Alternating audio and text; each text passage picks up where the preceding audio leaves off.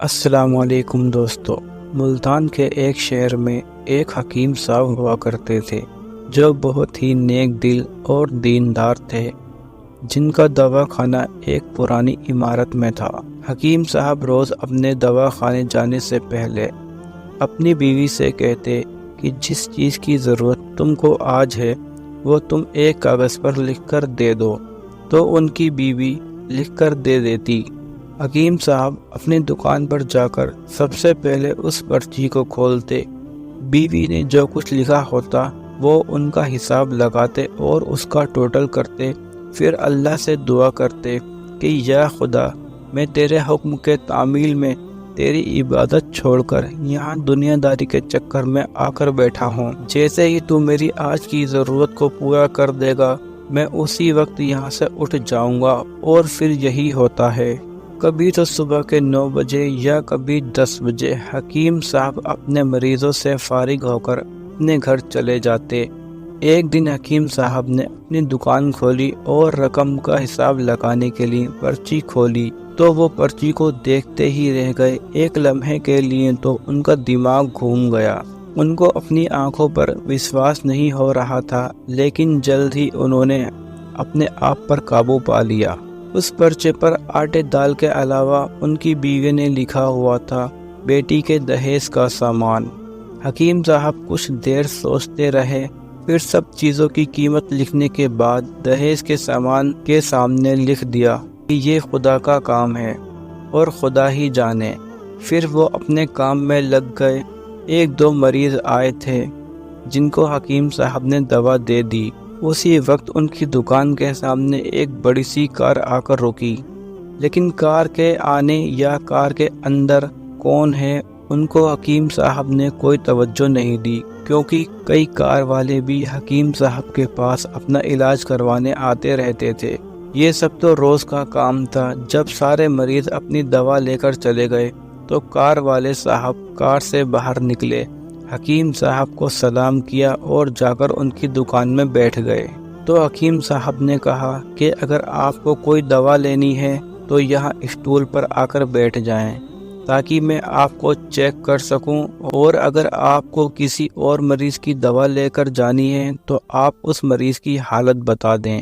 پھر وہ صاحب بولے کہ حکیم صاحب، مجھے لگتا ہے کہ آپ نے مجھے پہچانا نہیں، لیکن آپ بھلا مجھے پہچان بھی کیسے سکتے ہیں، کیونکہ میں آپ سے 15 سال بعد مل رہا ہوں۔ اپنی پہچان کے لیے میں آپ کو اپنی پرانی ملاقات کے بارے میں بتاتا ہوں۔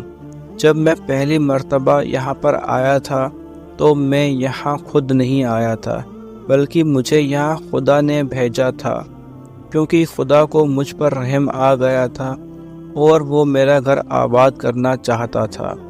ہوا کچھ ایسا تھا کہ میں اپنے گاؤں جا رہا تھا، تبھی میری گاڑی آپ کی دکان کے سامنے آ کر پنچر ہو گئی۔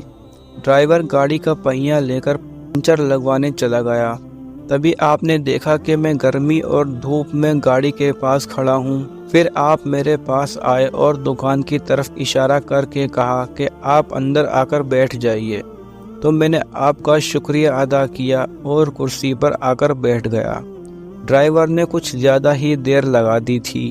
ایک چھوٹی سی بچی بھی میرے پاس کھڑی اور بار بار کہہ رہی تھی کہ مجھے بھوک لگ رہی ہے، اور آپ اس سے کہہ رہے تھے کہ بیٹی تھوڑا صبر کرو، ابھی تھوڑی دیر میں چلتے ہیں۔ میں یہ سوچ رہا تھا کہ میں آپ کے پاس اتنی دیر سے بیٹھا ہوں، لگتا ہے مجھے آپ سے کوئی دوا خریدنی چاہیے تاکہ آپ میرے بیٹھنے کو زیادہ محسوس نہ کریں۔ میں نے کہا کہ حکیم صاحب، میں یوروپ میں رہتا ہوں، وہاں گئے ہوئے مجھے 6 سال ہو چکے ہیں۔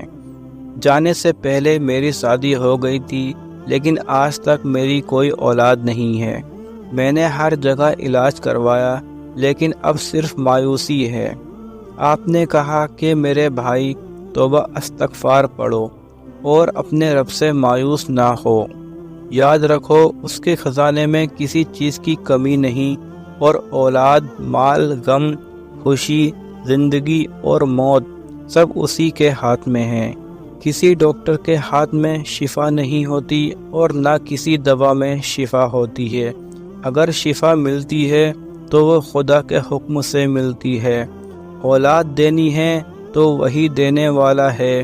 مجھے یاد ہے کہ آپ باتیں بھی کر رہے تھے اور ساتھ میں پڑیا بھی بناتے جا رہے تھے۔ ساری دوائیں آپ نے 2 حصوں میں کر کے انہیں الگ الگ لفافوں میں رکھ دی۔ پھر آپ نے مجھ سے پوچھا کہ آپ کا نام کیا ہے؟ میں نے کہا میرا نام علی ہے۔ آپ نے ایک لفافے پر علی لکھا اور دوسرے لفافے پر بیگم علی لکھا۔ پھر دونوں لفافے ایک تھیلے میں ڈال کر دوا کھانے کا طریقہ بتایا۔ میں نے بے دلی سے دوائی لے لی کیونکہ میں تو صرف آپ کو کچھ رقم دینا چاہتا تھا، لیکن جب دوا لینے کے بعد میں نے پوچھا کہ کتنے پیسے دینے ہیں تو آپ نے کہا کہ بس ٹھیک ہے۔ تو مجھے کچھ سمجھ میں نہیں آیا تو میں نے دوبارہ پوچھا تو آپ نے کہا کہ آج کا کھاتا بند ہو گیا ہے۔ تو میں نے کہا کہ مجھے آپ کی بات سمجھ میں نہیں آئی۔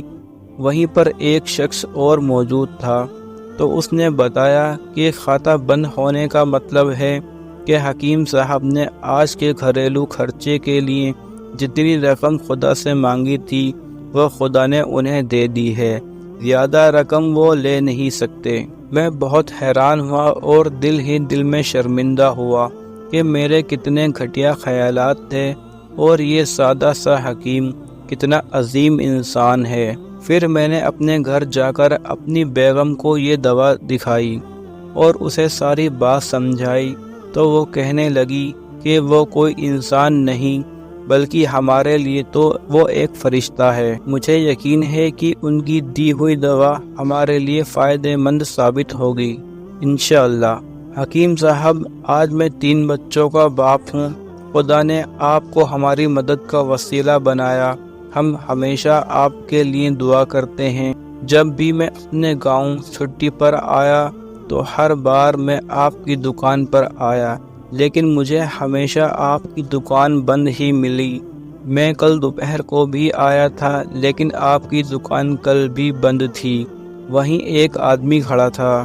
اس نے کہا کہ اگر آپ کو حکیم صاحب سے ملنا ہے تو آپ صبح 9 بجے آ جائیے، ورنہ ان سے ملنا مشکل ہے۔ اس لیے میں آج آپ سے ملنے صبح آیا ہوں۔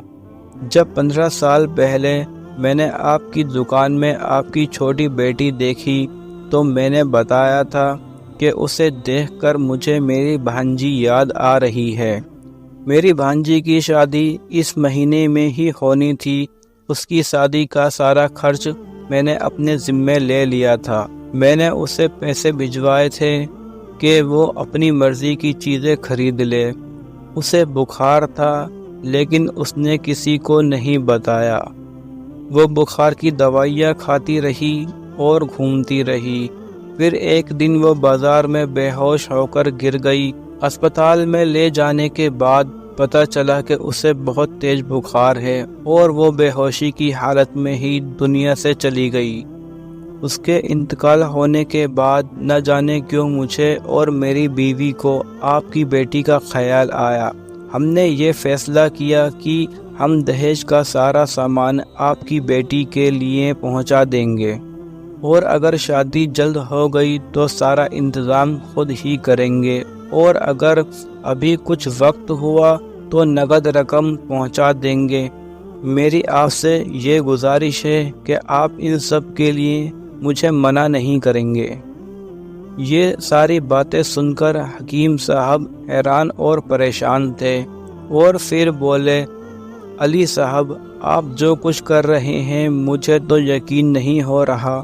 میں نے آج صبح بیوی کے ہاتھ سے لکھی ہوئی پرچی دیکھی تو گھر کے کھانے پینے کے سامان کے ساتھ بیٹی کے دہیج کا سامان لانے کو لکھا ہوا تھا، اور آپ خود دیکھ لیں کہ پرچی پر کیا لکھا ہوا ہے۔ یہ کہہ کر حکیم صاحب نے پرچی علی صاحب کو تھما دی۔ علی صاحب نے جب پرچی دیکھی تو وہ دیکھ کر حیران ہو گئے۔ اس پر لکھا تھا کہ یہ خدا کا کام ہے، خدا ہی جانے۔ حکیم صاحب نے کہا کہ علی صاحب، یقین مانیے جو بھی میری بیوی نے پرچی میں لکھا ہو، آج تک ایسا نہیں ہوا کہ ان سب چیزوں کو لانے کا بندوبست نہیں ہوا ہو۔ آپ کی بھانجی کی وفات کا مجھے بہت افسوس ہے، لیکن میں اس پاک رب کی قدرت پر حیران ہوں کہ جو ہمیں کیا کیا معجزے دکھاتا ہے۔ اس طرح حکیم صاحب کی بیٹی کے دہیج کا سامان کا انتظام ہوتا ہے اور بڑے دھوم دھام سے ان کی بیٹی کی شادی ہو جاتی ہے۔